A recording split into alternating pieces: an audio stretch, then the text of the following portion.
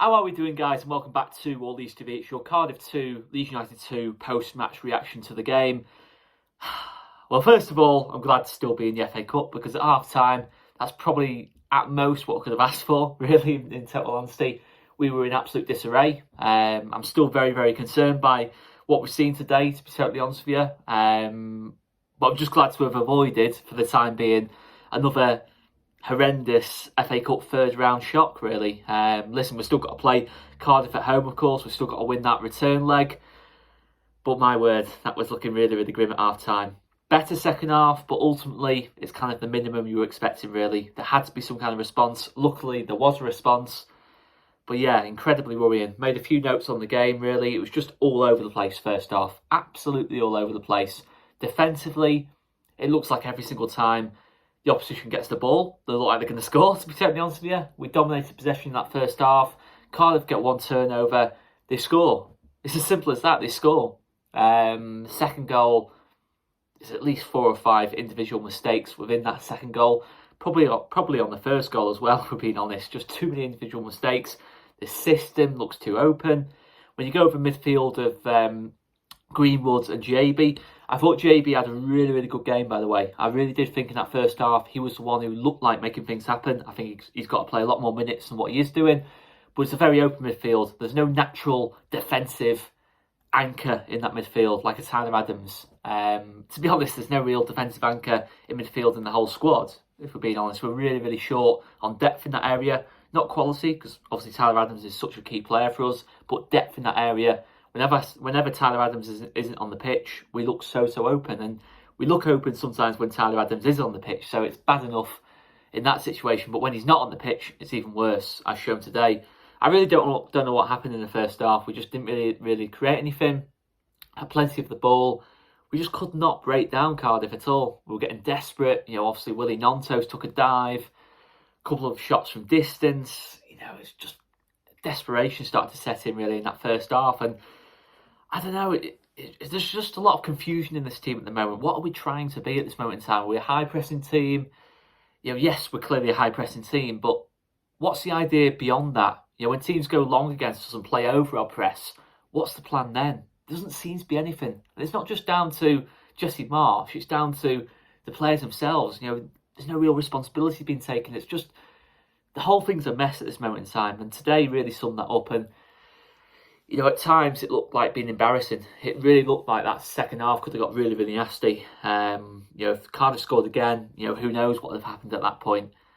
At least a little bit of confidence has been restored. I think maybe that's me clutching at straws a little bit, but there is a little bit of confidence restored. Obviously, you've seen Sonny Perkins get the equaliser, which is obviously huge for him.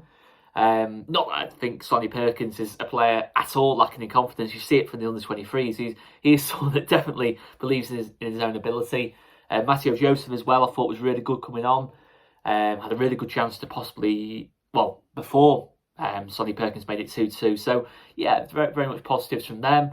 I think the second half subs made a really good impact, in all honesty, and showed a lot more intent in the first half. Really, I thought the whole setup looked really nasty. You got Junior Firpo playing as like almost a third centre-back more than he was a full-back.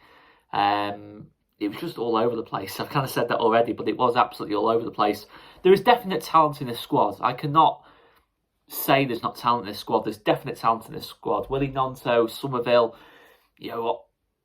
there's talent in this squad. I don't even need to list out all the players. We've clearly got good players. Have we got enough depth of good players? Maybe not. But there are good players in this team. There is no doubt about that. We should have the quality to progress in this second half of the season. Move away from that relegation zone. But we have to have depth as well. It's all well and good me saying we've got a decent starting 11. I think we do have a decent starting 11. But we have to have quality as well. We have to have that. Because I think you saw in that first half, really, the depth at centre-back isn't great.